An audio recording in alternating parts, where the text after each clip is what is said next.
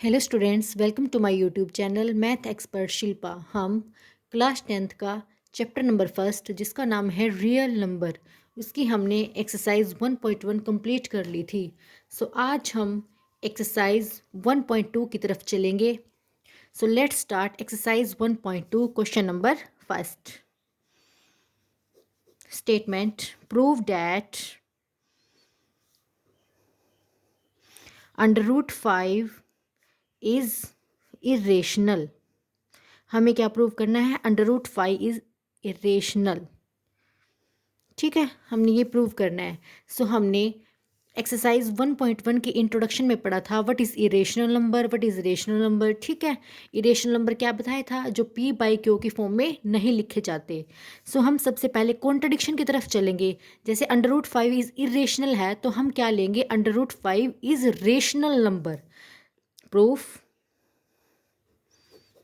Let us assume, हम assume करके चलेंगे। Let us assume that √5 is rational number. Rational number, rational number क्या बताया था? जो p बाई क्यू की फॉर्म में लिखे जाती हैं। यहाँ लिख लो इसको साइड में, p बाई क्यू की फॉर्म में जो लिखे जाते हैं where q not equals to 0। ठीक है, तो √5 इक्वल्स टू हमने a बाई b ले लिया। ठीक है, वेयर ए एंड बी, इनको बताना पड़ेगा ना कि ए एंड बी क्या है। Where A and B are coprime. ठीक है, ए एंड बी क्या है? को प्राइम। अब को प्राइम क्या होता है?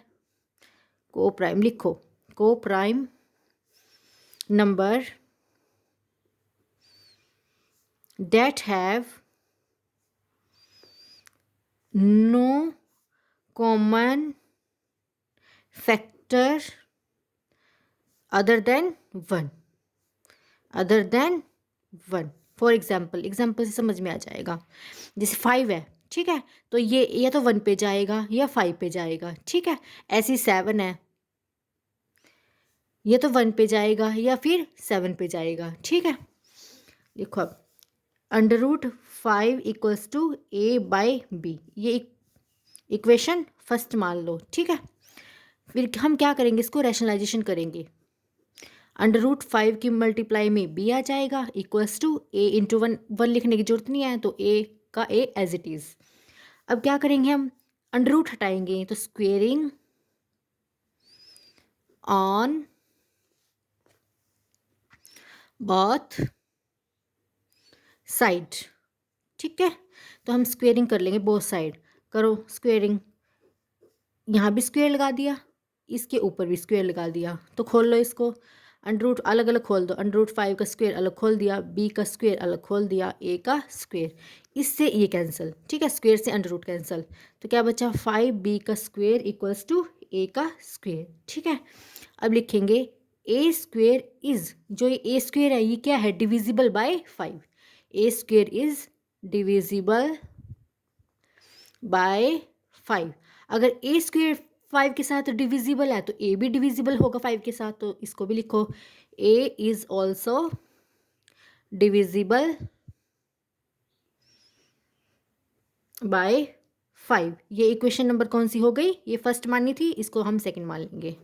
ठीक है, अब हमने लेट कर लिया। लेट हम a की वैल्यू रख ली, a इक्वल्स टू किसके इक्वल हो गया? 5c के। ठीक है, वेयर बता दो, वेयर c कोई क्या है? एक इंटीजर है। Where c is an integer.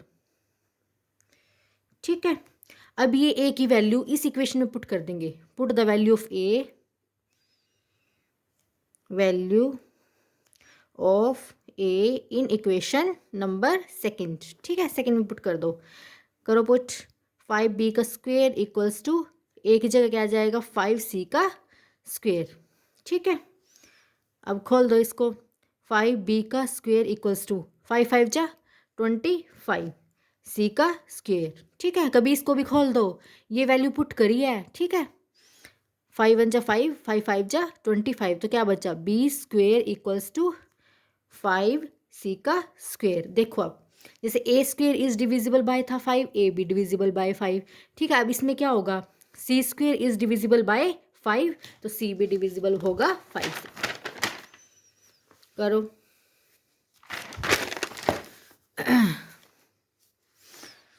C square is divisible by 5, तो सी इज आल्सो डिविजिबल बाय 5। ठीक है, यहां तक समझ में आ गई। ये क्वेश्चन नंबर कौन सी हो गई, थर्ड। ठीक है, सो both A and B are divisible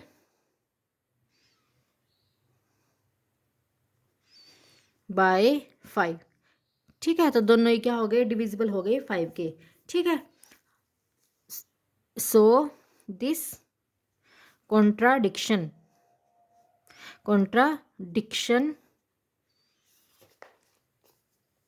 is arise because of our wrong assumption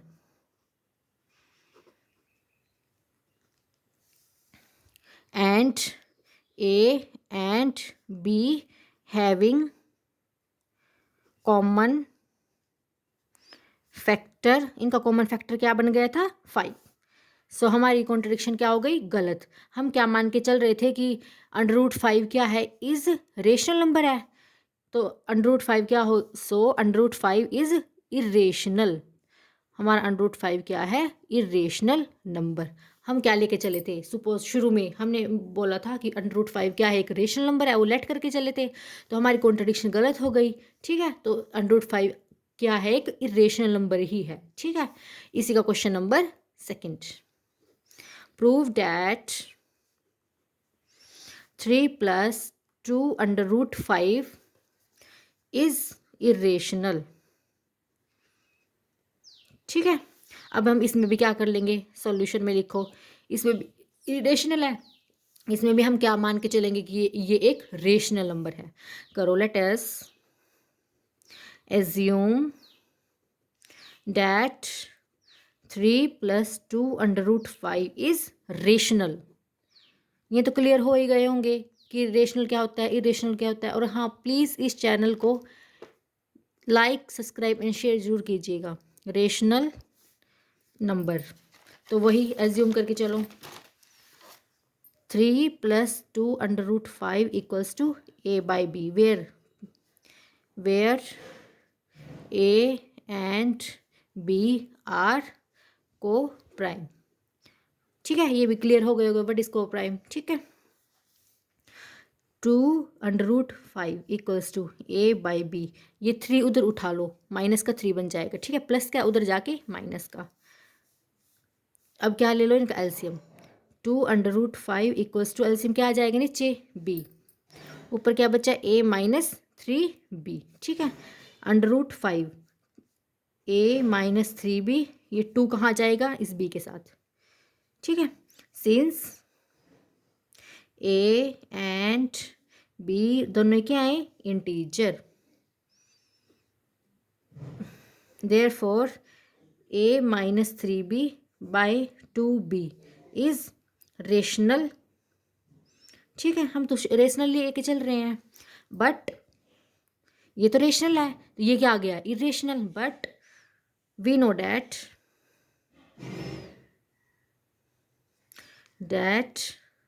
√5 is irrational.